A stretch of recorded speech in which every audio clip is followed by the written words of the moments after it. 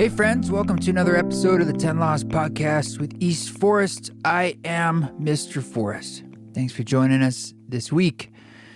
We've been out on the road and we're just getting back from a trip out to New York and to North Carolina at the Ramdas retreat, but I'm recording this in advance, so I'll give you a rundown of that trip likely next week in the intro. But for now, I have a conversation with my partner, Marissa Radha Wepner, for a Radha Krishna Roundtable. It's something we love to do to sort of get into what's good to get into, what's been coming up, and this was yet another good one. So I'm sure that you're going to enjoy it. If you want to check out Radha's world, you can go to marissaradhawepner.com, or just down there in the show notes, you can give it a little click and see everything wonderful that she is up to.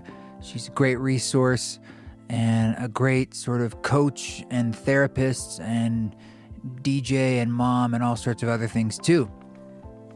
And thanks to everyone on our Patreon who supports this podcast. You can do that at patreon.com/eastforest and see all the sorts of wonderful goodies that we implore into. Just places mostly for me to share unreleased music and ask you questions and be in community together. We have a monthly Zoom council among other things like that. So check it out, see if it's right for you. That's patreon.com/eastforest. And I just want to say thanks to everyone who's buying tickets to shows and who's supporting us through buying merch and things like that, just trying to keep the work sustainable. Otherwise, you can check that all out at eastforest.org. Okay, well, let's get into this conversation with our old friend and my sweetheart, Marissa Radha Wepner. Feel like the away team advantage is no odds. Some of us take a pill, some meditate and chill. Okay, Coping with the pain. Here for another Radha Krishna Roundtable.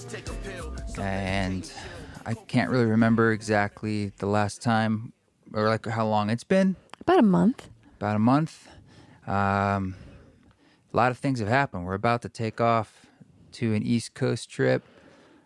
And I've been down in Utah for a bit, and we released the Mooji track. So what's on your heart and mind? Well, I've been greatly anticipating the release of the Mooji track. I remember when you started working on it, I want to say it maybe came onto your radar like in December, because January you recorded it. And then I remember February being in Mexico and you were doing like some of your first pass at the editing. Yeah. In early February. And I love Mooji. I remember that morning we were lying in bed over coffee and you were like, I've got this opportunity to work with Formless label to do a spiritual teacher. They want me to pick one to put music to. Who do you think I should do? Who should it be with? Well, you came across Mooji in India. Yeah, I hadn't heard of him before, and I was in Rishikesh in February of 2019, and his face would be, like when you're in Mexico or Central America, and there's like somebody running for office, and there's like a face on Was he running for vinyl. office? There's like a face on mayor? a vinyl banner everywhere. Yeah. There's like a vinyl banner with a face on it, and it was this guy Mooji, and so it was, he was. Let's just say he seemed very popular in the town, and so I was curious to see what this guy was all about in a town full of sadhus and teachers and aesthetics and gurus. And I had the first opportunity was to go to a kirtan at the ashram where he was. And everyone who was a Mooji devotee was all wearing colors of like off-white, like hemp, off-white, flowy. Yeah. So there's like this dress to them. I would imagine that's a common garb in Rishikesh in general. Well, perhaps, but not when like thousands of people together all wearing it. Wow. And there's a lot of like saffron and maroon and whites also. Was that off-putting for you, just being like, it's sort of like the Osho wearing the red? Mm-hmm. I think naturally people are like, okay, what's going on with the... What's going on with all the white people in the hemp? Yeah. Kind of. And I was just curious, so like And I had met a guy, Kanu, actually, who was friends with my teachers, who was there for Mooji. And so I was just curious, and I went with I think Susan came with me, my friend that was there. Maybe I actually went by myself to the kirtan. But it was at night. It was in the evening. And so I go into this almost like airplane hangar, and it's filled with thousands of people. And you're literally sitting body to body, front, back, sides, all sides, body to body, squished in with everybody. Pre-COVID? Yeah, this is 2019, a year before. And then there was maybe like an 11-piece band on the stage that was probably like, 500 feet away or something. And it was ecstatic and beautiful and amazing. And then he would lead these daily darshans, which were also open to the public. So you could get in line and hopefully get a spot to go hear him speak, which I also did one day. And he was a powerful teacher. People would ask questions, and then he would kind of lead them back into the oneness spot, like beyond sort of like the limited ego sense of where the question was coming from, to get them into like a bigger sense of self, and just this really gentle, patient, guiding way. And so I liked it. I liked him as a teacher. I was definitely like, yeah, he seems like the real deal. He seems very kind and knowledgeable, and people are obviously jamming on him. Yeah.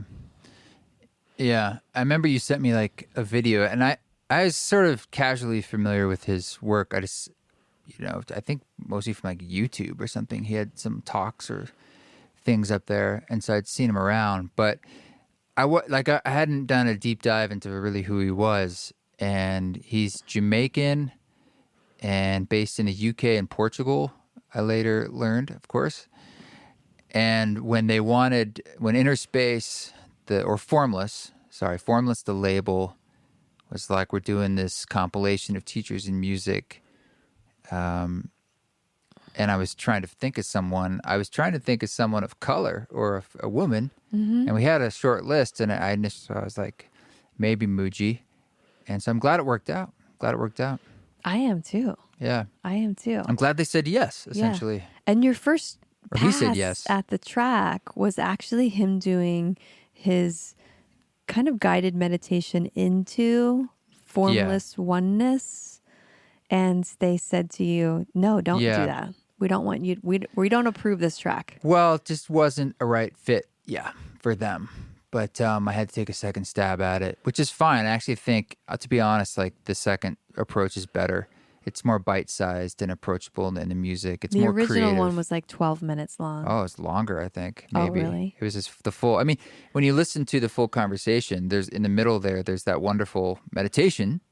So I just was like, in my mind, I'm thinking, well, that's the natural thing to make out of a song, because it's very experiential, sort of like an I am loving awareness. Yeah, he's asking you like, are you this or are you that? Are you this or are you that? And you're kind of choosing and deciding and peeling back the layers as he takes you there.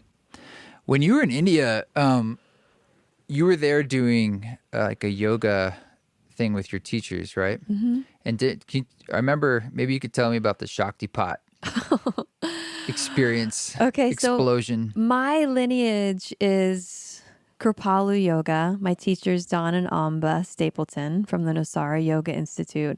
Their teacher was Amrit Desai from Kripalu Yoga. He came to the U.S. in the 70s, late 70s, similar, like parallel to Osho when he came to the U.S.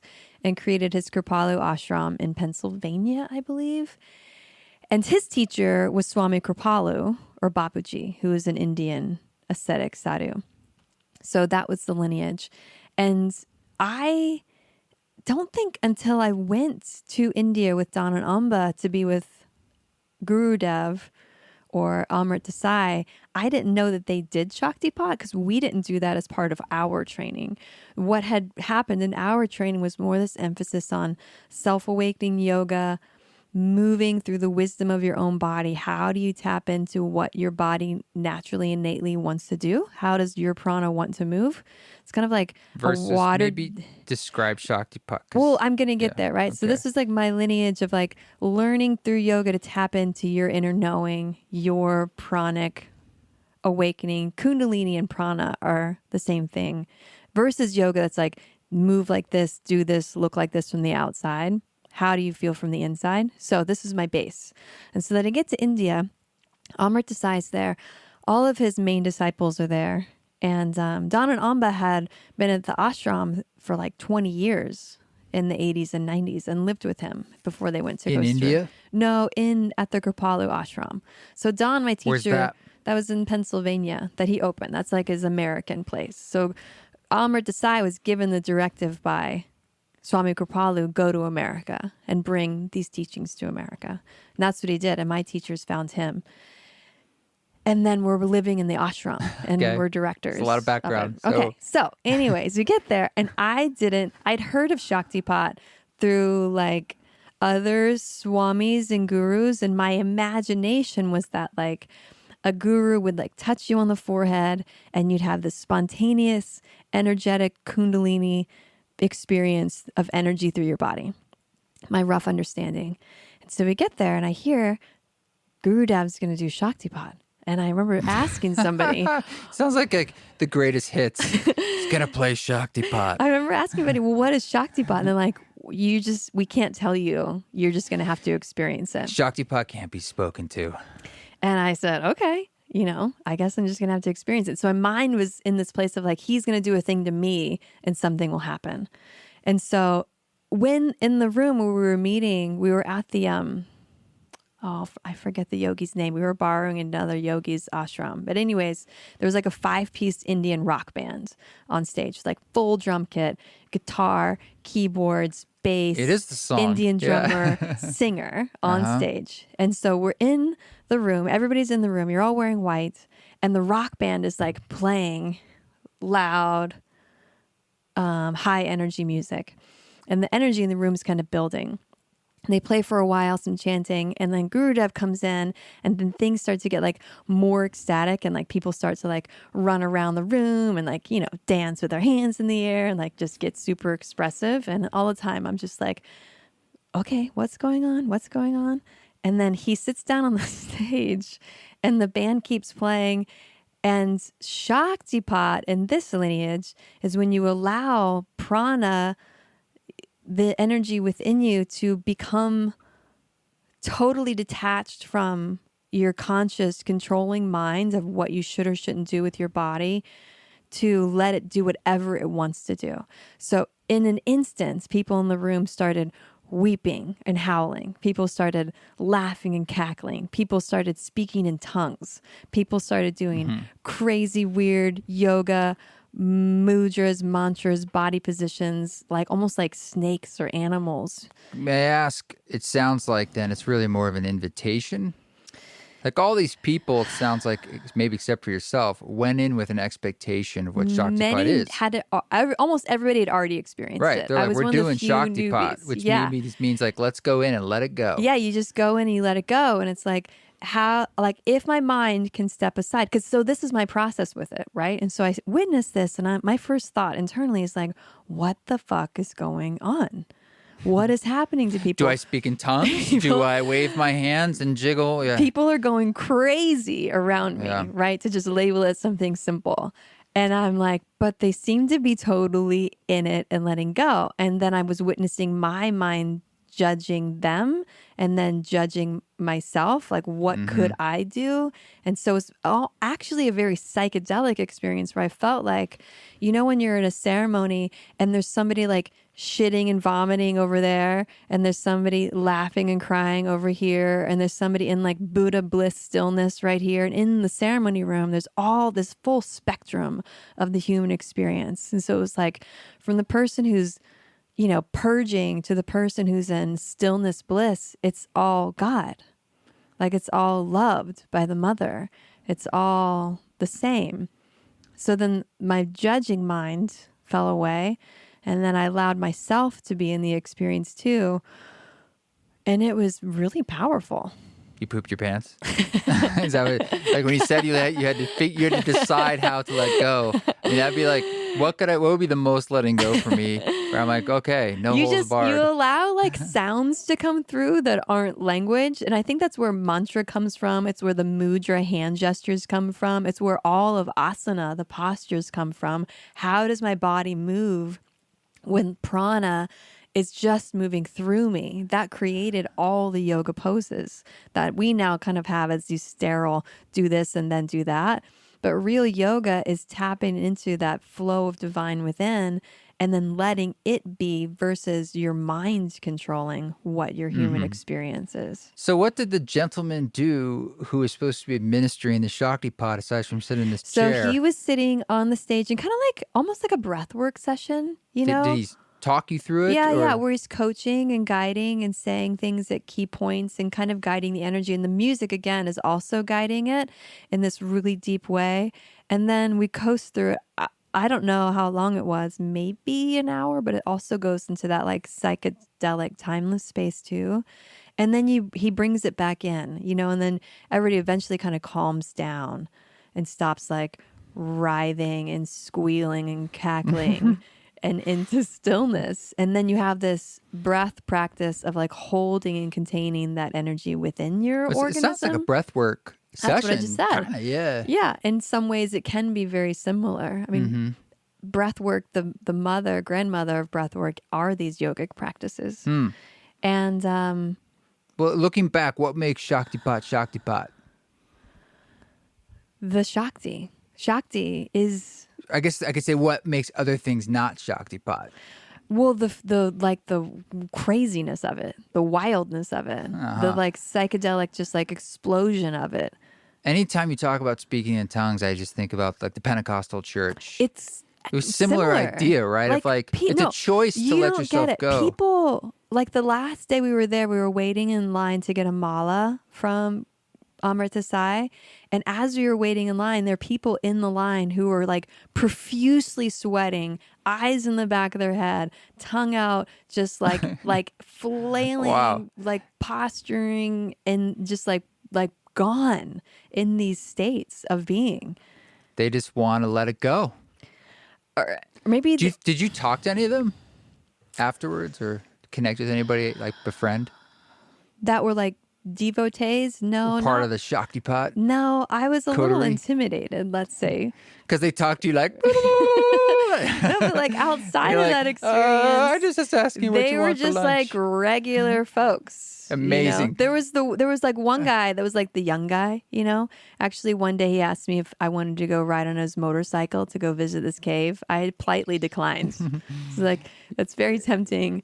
I know, because I feel like it's the kind of thing like you're just chilling, have a totally grounded conversation, and then someone says, Shaktipot! And everyone's like, I think the guru needs to be present back of the head. For the transmission. Surprise Shakti. And the energy build has something to do with it too. Yeah, I know. I'm just joking around. That's wild stuff. It was really wild. Oh, and to loop back to Mooji. So one day I was in a little pedicab with some folks from the Mooji ashram. Our places were nearby each other. And we got back. They were dropped off first. I was the only person that wasn't like a Mooji person. And they had missed the darshan, or him talking. And then we saw him coming out of the gates and we're walking with him for a while. And I said, my session's about to start.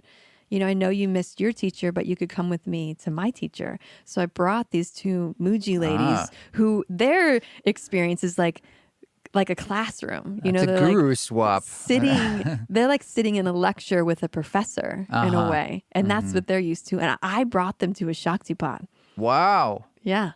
It's like, this is how Rishikesh works, probably. It's like, hey, where are you going? They were into it. Let's just say that. Okay. It was definitely like, what are these freakazoids doing here? It seems like the deep end, in a sense, of freedom. Well, if you were to watch the Osho documentary, what is it called? Nowhere? Yeah, on Netflix. Yeah. It's on the tip of my tongue. It's a phrase. While you're talking, I'll look it up. Okay, it'll come to me. Yeah.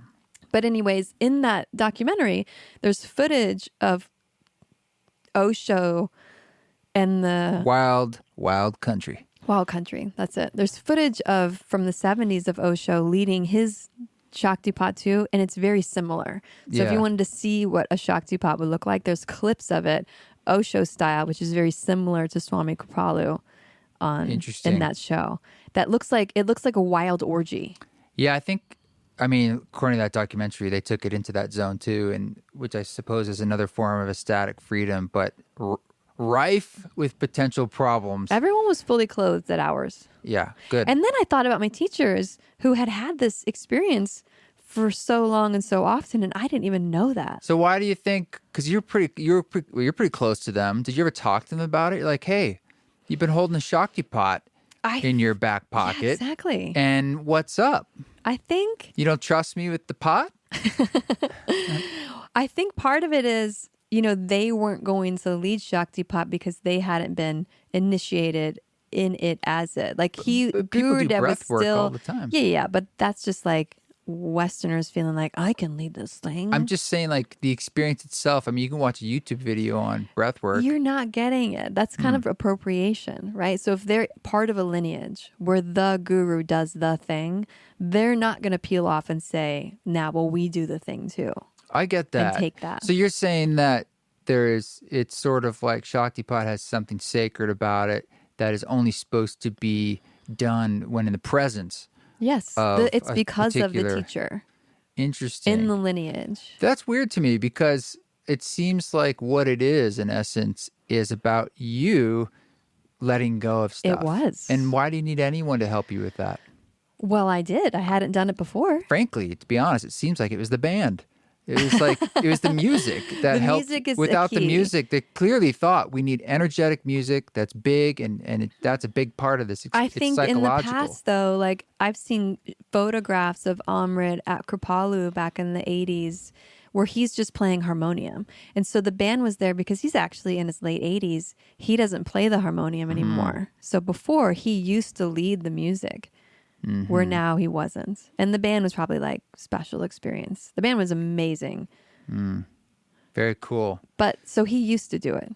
Okay. Have you ever seen anyone doing the Shaktipot in the States? No, but I know Ananda Maima. I want to say that's where I first heard of Shaktipot, because in Eat, Pray, Love, Elizabeth Gilbert gets Shaktipot, and her guru is Ananda Maima, and she does that. And that's where I think I got the idea that it was just like touch the head, something happens. Yeah, I thought that happened to you. Like you touched your third eye or something. It never happened? No, that's what I thought was going to happen. Oh, okay. So, Elizabeth Gilbert would use the phrase Shaktipot, but then not describe it. So I think that's part of Shaktipot is you don't say what Shaktipot is. It's like Fight Club. Exactly. Yeah. Exactly. And there's a group in Colorado who does it because I found them online. When students have asked me, I'm like, I see these guys are doing it, but I haven't experienced it myself. And I'm sure if you go to Kripalu, they do it there. Like, obviously, everybody that was there from the States that were his... Isn't Kripalu in upstate New York? Because I played there. No. Oh, well, I think played that's there. Omega. It was Kripalu. Okay. I don't know where Kripalu is. Oh, okay. Yeah, it's or Massachusetts. It's one or the other. But I definitely played there once, way back. Well, he's not there anymore. There's a new ashram they've had for quite a while, at least a decade, in Florida, actually not far from Daytona. No kidding. Yeah. Which is where you grew up. Mm-hmm. Yeah. So what you're saying is Shaktipot's just like spring break. No. Actually. In some ways. Sober. They just lost their way a little bit somewhere along the line. It's totally substance free, which is crazy. I literally felt like I was having an ayahuasca experience. Like my vision, colors, things would change, my sense of self totally altered into this expanded state. And I think a lot of it has to do with group energy too. The resonance in the whole field. Yeah. I mean, I'm not saying this pejoratively, but mob mentality, like the group creates a field of energy that you can carry it away with. And it was 100% full spectrum experience, from still Buddha, serene, to as wild as you could possibly imagine. And everywhere in between. All right. Well, anyway, so India sounded rich. I think 2019, I remember I was in Boulder when this was happening, and I might have been working on like the Spores album or something. Oh, maybe. I always reflect back to what I was working on, and it was snowing a lot. I remember that. I 'cause you had went in invited February. you to come with me too. Yeah. You thought about coming with me for a while, and then we Yeah. decided this isn't Nah. good for East Forest Constitution. Not right now. No. I had things to do. That's a big trip, you Yeah. know?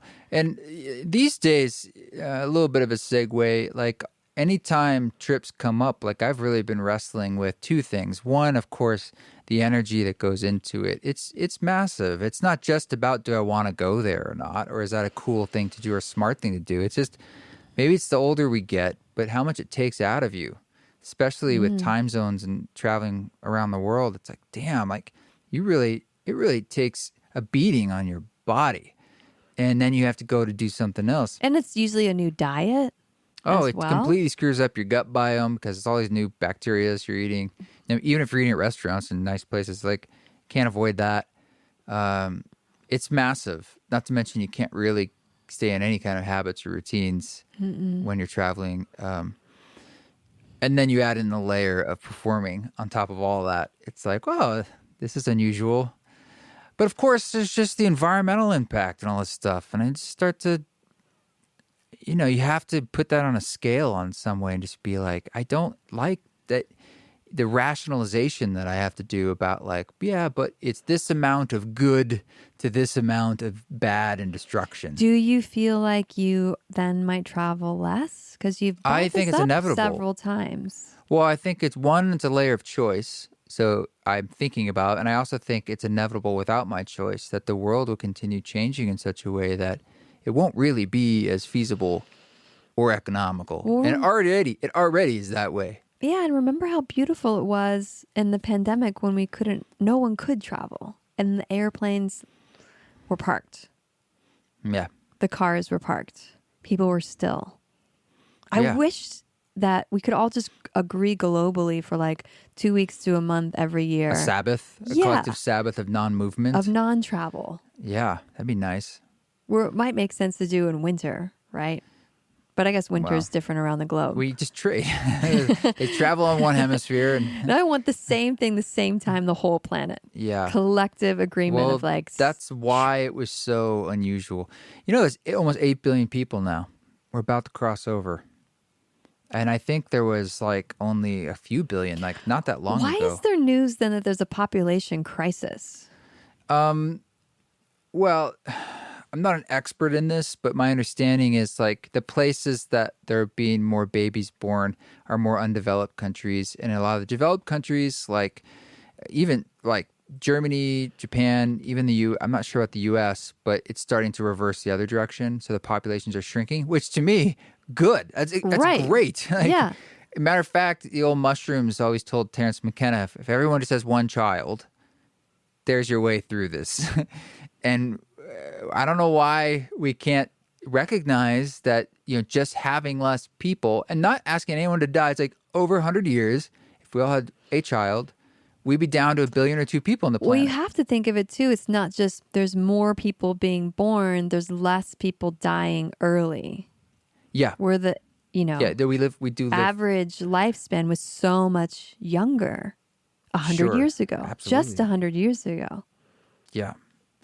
Yeah. So bottom line is people are often choosing not to have kids. And that might be for many reasons. But I think part of that has to do with a grim outlook on the future. I hear that a lot. Yeah. And so Why let's would say- I bring a child into the world right now? That's what I hear. I think about that for myself. Yeah. And of course, some people are also just selfish. They're like, I'm busy. I like my career. I don't That's want you. That's Yeah. where you stand on the side of That's not the. I also just don't feel called to bringing a biological child into the world. because I don't. you are busy.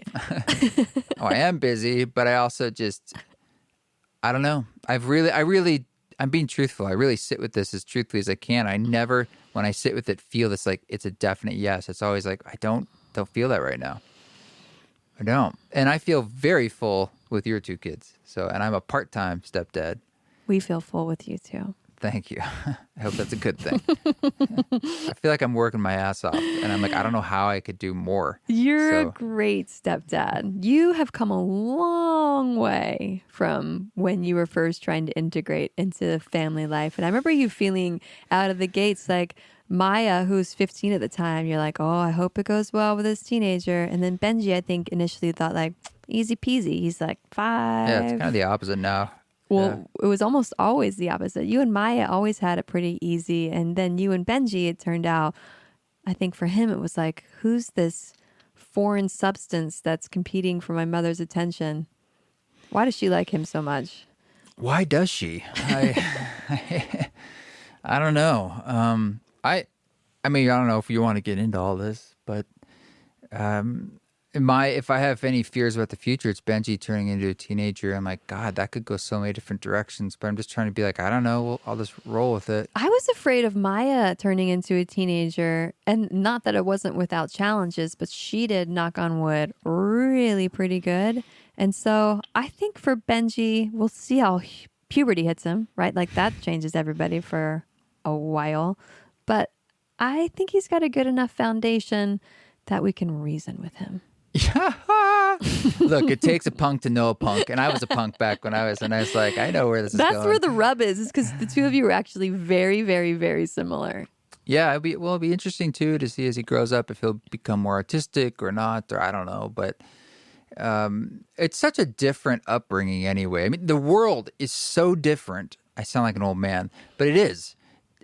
Now than 10, 15 years ago. His entire life as he's grown up in this techno world of iPhones. And I don't want to sound like a broken record on this podcast, but it's like it has transformed our world beyond any ways we fully want to even like examine because it's so fundamentally different. The iPhone, I just mean the iPhone as, as a larger device, all the devices, social media, the games, everything. All of us, adults, but kids who are developing, we won't even know.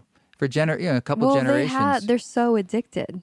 Yeah, but what does that do? It's like we know for us, we kind of know what it does, but we don't fully know yet what it does when your brain is still forming over 20 years. One of my biggest fears is him coming across porn at an early age. Unfortunately, he probably already has. No, he hasn't. What, is he going to tell you? He's know. Mortified. I know that he hasn't. Okay, well, you can hold on to that. I know that he belief. hasn't. I've kind of checked in recently. I was like, have you ever seen anything weird? Weird? Yeah, let me tell you, he has seen some weird things. I guarantee you that. Hey, when you've been on the internet, ever seen anything weird? No, Mom. Or that makes you feel weird? Definitely not. I don't think he has. I'm going to stand by. I really don't think he has. Okay. Because he's still very innocent about the human body. The point is, it's different than how we grew up. Well, it's crushing to me as a parent to feel like that's on the horizon. It really upsets me. Well, we've got this sort of thing out there that's way beyond our control. I mean, it just is, the information sea. And we all are part of this sea now. And unfortunately, it seems like you don't even have the thought about how do I want to regulate this until you go all the way down the rabbit hole in life. And then as you get older, you might be like, what do I want to do with this? It doesn't start that way. You just have everything. You're growing up and you learn the hard way. Like you get drunk, you drink too much. You're like, okay, whoa, Jesus, I don't know if I want to do it quite like that or I do want to do that again. You have to experience it. And what you experience is so incredibly vast and so vastly different than anything that's ever been done on this planet. Who the fuck knows what that does to us, So I'm just saying it's such an experiment happening in real time that it kind of scares the hell out of me as a parent because I struggle. I wonder if it could all suddenly go away. And if we could all just imagine if it just went all suddenly away. And I think there'd be a moment where oh, how do we go back to 1990 or whatever? But we would get there. Well, and sadly, things went away in the pandemic, and we all talked a lot about coming back and what it would look like. And for some, I still believe it fundamentally is changing and has changed all of us in unique ways. But there's the dominant energy is to return. It's like, how can I just get back to everything that was comfortable to me? I don't want to get back to No, things. neither do I. No, we can't. But I'm saying that was the energy is that. That was the messaging. Yeah, and it's also the natural like safety zone. It's like it feels safe to. Well, part of the things that they're speaking to is like when I say I want to get back to something, it's meaning like I want to be able to touch my friends without apologizing or asking for consent. I want to give hugs and I want to see people's faces, their full face. Things like that. I mean, it's the full spectrum. I want children to go back to school and socialize. In addition to, I want to go back to flying around the world with vacations, or I want to whatever. Yeah, just the mindless stuff too. Well, it's all of it. It's all of it. I agree with you. Like, of course. But those are important. Yeah, our human things. Social interactions. Yeah. Yeah. It's fundamental to what it means to be a person. Mm-hmm. Absolutely. Well, we have a little bit of time left. What else is on your radar of life that we have been up to, or you've been up to, or about to be up to? Well, I mean, what's in my field, in my heart right now so much too is just that powwow that I went to. Oh, yeah, the past couple days with Maya and Benji. I did like a solo silent retreat here in Idaho while you were down in Boulder. I just wanted to get out by myself and unplug for like a day. So I was trying to look about where to go. And for me, pretty strongly, the past few years being inwardly pulled towards just the Native American cultures that are here across the United States versus like always going to South America or Central America. Yeah. It's like, it's especially right here in the West. Yeah. Yeah.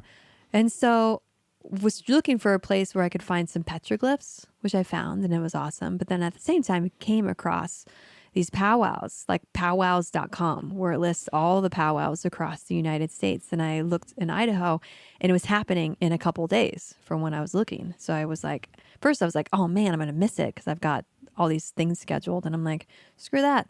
Move everybody. Shift it around. This is happening right now. You've got an opportunity. So I did that and brought Maya and Benji. And I remember picking Benji up Thursday afternoon and Maya and saying to Benji, are you as excited as I am to go to this powwow? Thinking he's going to give me know what it is? Like his typical answer of like inaudible or like an audible. Meh. Yeah. Just meh. Like that's his new thing. A groan. Meh. And he says, yeah, I think so. I am. Beautiful. I am excited. I'm like, whew, okay, great.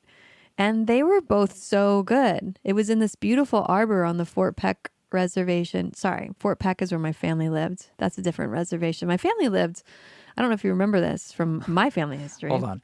Powwow. Okay. Well, I said the wrong name. Fort Peck is in northeastern Montana. So you drove about 4.5 hours in Idaho to get to the 3.5 powwow. hours to the Fort Hall it's reservation. Many tribes, right? Well, the Shoshone-Bannock were both of the Great Basin area, and then they banded together. So there's a lot of intermarriage. So it's not just the Shoshone, and it's not just the Bannock. Now they're known collectively as the Shoshone-Bannock. It was quite large, right? Because I saw a video I mean, hundreds and hundreds and hundreds, nearing 1,000. Like they were all wearing numbers. The numbers were in the 900s. Wow. Of the dancers that were there, from the tots, like babies, all the way to elders. And the elders were 80 and up. People in full regalia. And then it was like golden, senior adult, adults, young adults, youngster, teen, tot, everybody, all these families, all these tribes, intertribal too. So it wasn't just the Shoshone-Bannock, but from other tribes. What'd you do there?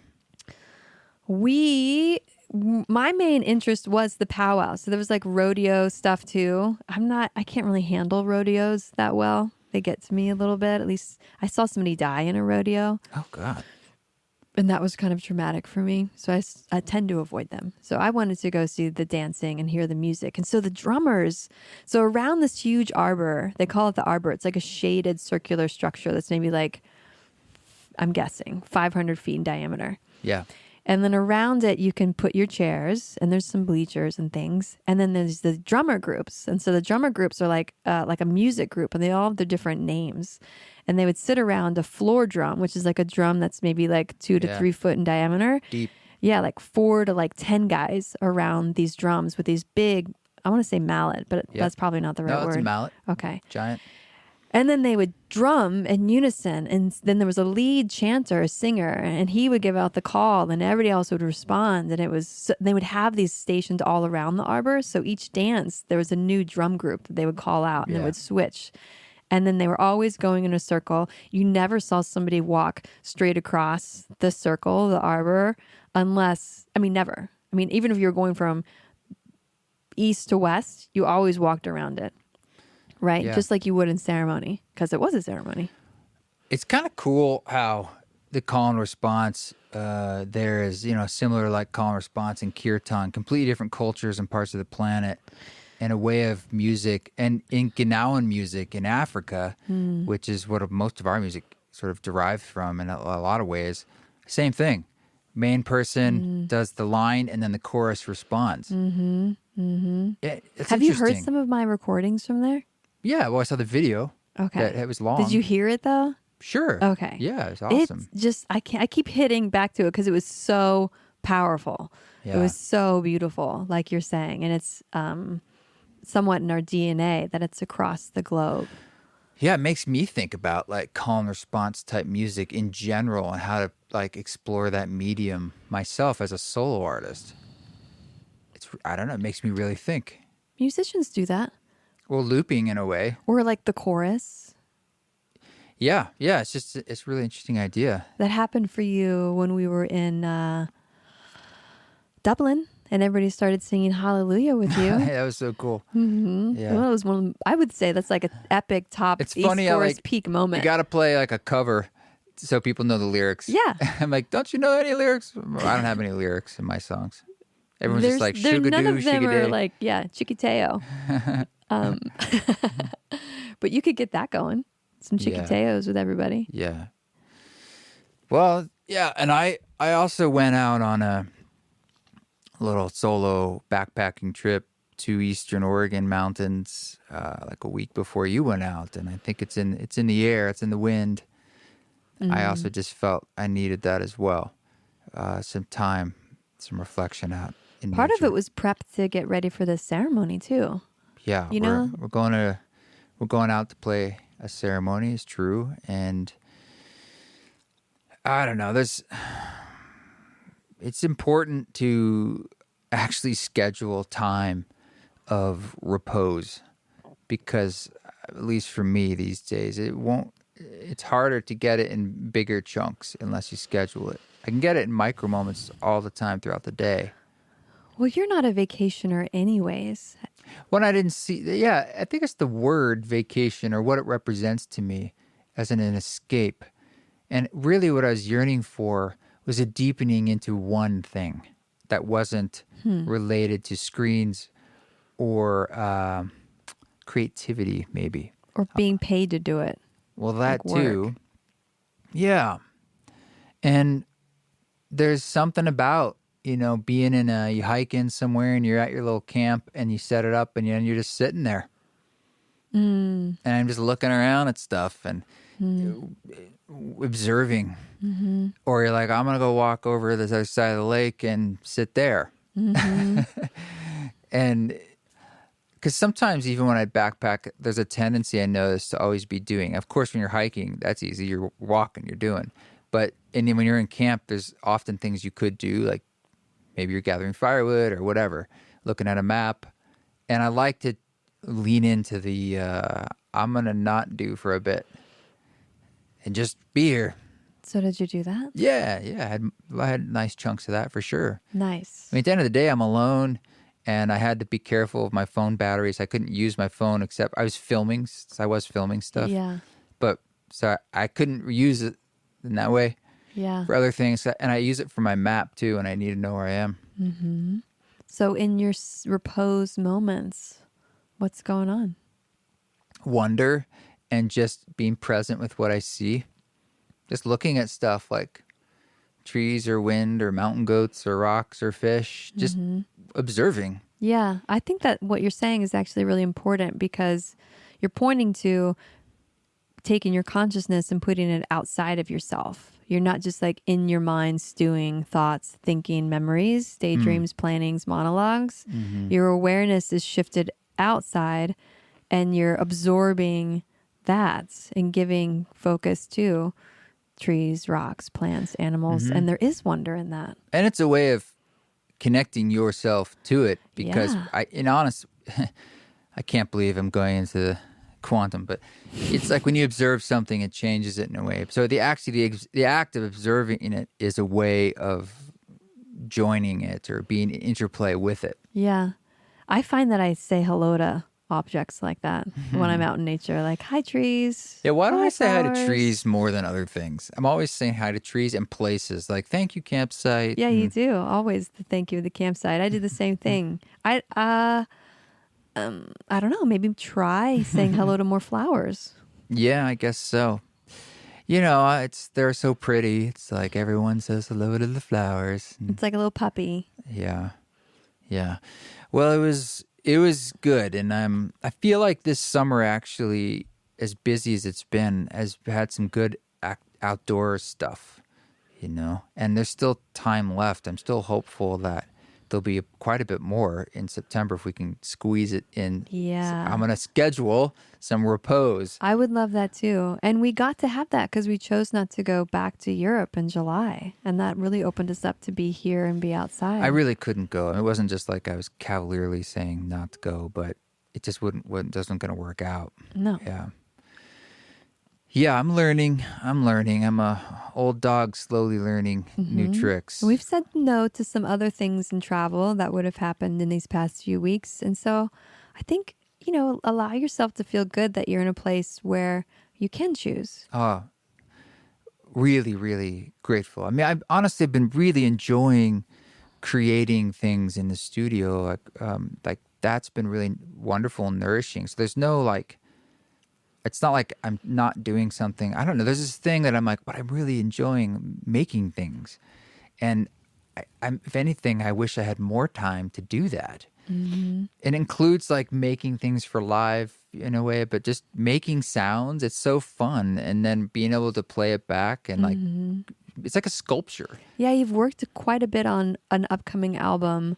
Can we say the title of it? Working title? Not yet. Okay. Surprise. Coming soon. It's my new studio record. I've been working on it for probably a year and a half. But a lot these past few months.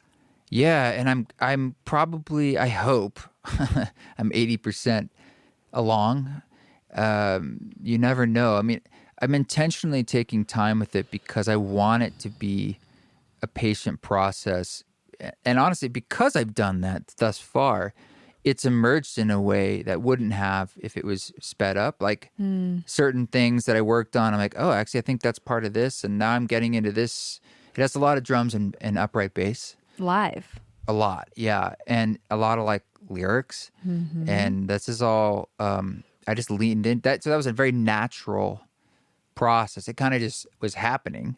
And because I had time, I just like, well, maybe let's do a few more of those. And next thing you know, it's like, I'm starting to see a theme here sonically. I hope people like it. It's a really cool album. It's a little different. It's some of my favorite stuff that you've ever done.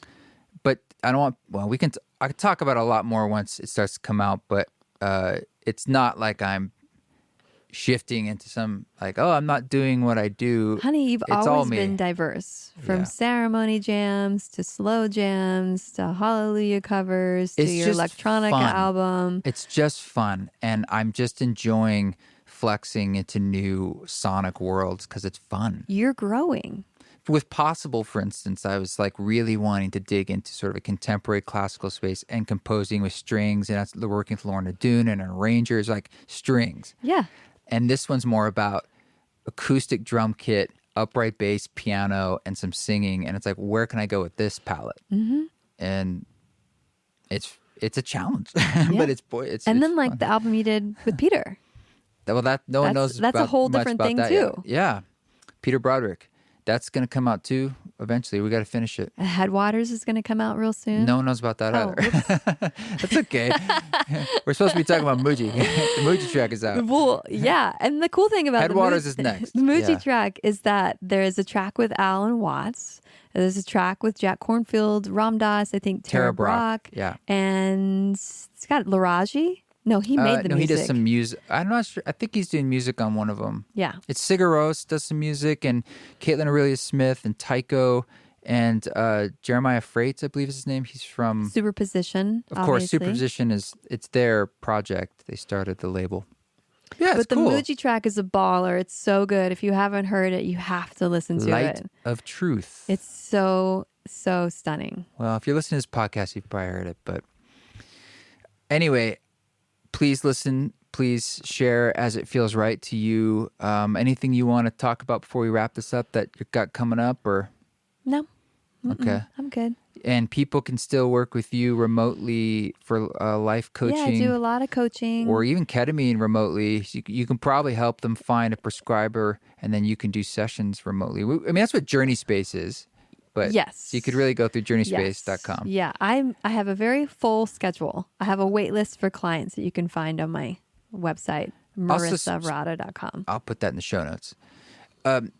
Journey Space, lastly, we are actually just launching soon. Well, I believe it's out, the guidance library. Yeah. So now I believe when this comes out, you can go to journeyspace.com and get access to what we call the music guidance library. That is one half of what Journey Space does. The other half is this live online facilitation for journeys. But the guidance library right now is currently 12 hours of ceremony music that is exclusive to Journey Space, meaning I haven't released this elsewhere.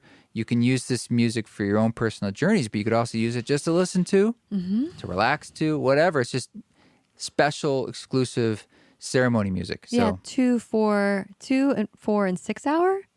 Or just 2 right and 4 now they're hours? broken up into 4 hours and 2 hours. Oh, maybe chunks. a 1 hour too. Not yet, but the point is there's 12 hours of new music. But different lengths. And some have you introducing guiding into a journey and guiding out of a journey. We're going to add my voice soon too to a couple tracks. I have a female voice guide in and out, or some don't have any guidance. Yeah, and we're going to add more artists and music. So if you're an artist or you know someone out there you'd recommend to us, let us know. But there's also my meditations. There's some of your meditations that can help with prep and integration. There's all kinds of prep and integration material and practices. So if you're looking to have a journey, you could sign up for Journey Space, go into the library, get all the information you need to prep, the music for your journey, and then information on how to integrate, and then buy monthly integration circles that are online.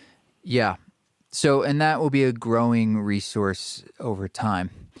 Check it out. And lastly, our Esalen retreat, we don't know when they're going to launch it live, but we asked them to let us know. So it's going to be soon. It's the weekend of December 9th. 9th That's through when the it 12th. happens, yeah. Yeah, when it is going to be. So But if you the want to join signups us, will go mark live. those calendars. And I think it'll probably go live in September. But we're trying to we've asked, like, when will this go live so we can let you all know? Yeah. And we'd love to have our community there. For sure. And if we plan another retreat, which I'm sure we will for 23, we'll let you know. Yeah. All right. Love you all. Thanks for listening. And right. thanks, hon. Keep walking your walk.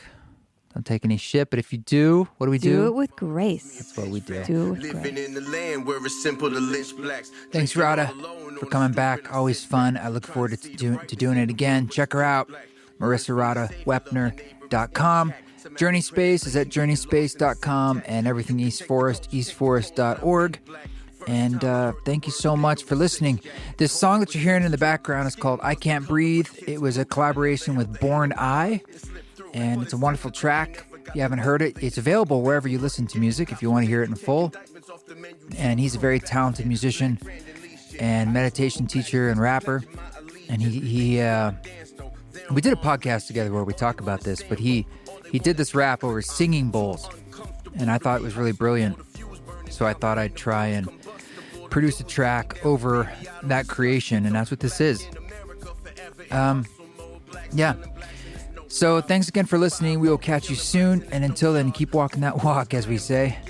Don't take any shit, and if you do, do it with grace. Advantages, no odds. Some of us take a pill, some meditate and chill, coping with the pain that America hates us still. Some of us take a pill, some meditate and chill, coping with the pain that America hates us still. I can't breathe. I can't breathe. I can't breathe. Game of Thrones, it's the King's Landing. Giving hell where the winter fell, then we swing cannons. With every moment passing and all of my distractions, feeling like the life I live is haunted by assassins. Spend a dark night under the heavens, enough to utter the question, am I alone or am I under protection? The King's Iron Throne, I alone flying home. Make them down on chrome, black palace, white castle, to the sky I roam. Silent poems whispered in a samurai's dream. Granted I seem battered by the battles I've seen. This is born eye music for sages through the unusual ages. Now they never question who is the greatest. What is profit to a man who gain the world and lose his own soul? Fo, when that chrome go, then it's closed door. Afterlife, there is the reincarnation. King without a crown on some Ichabod Crane shit. Swore that I would rep it, though the Sorosites confess it. They don't really want peace, they just polarize the message. But what's the message? All life is precious. My team will represent it until all eyes respect it. I can't breathe. I can't breathe.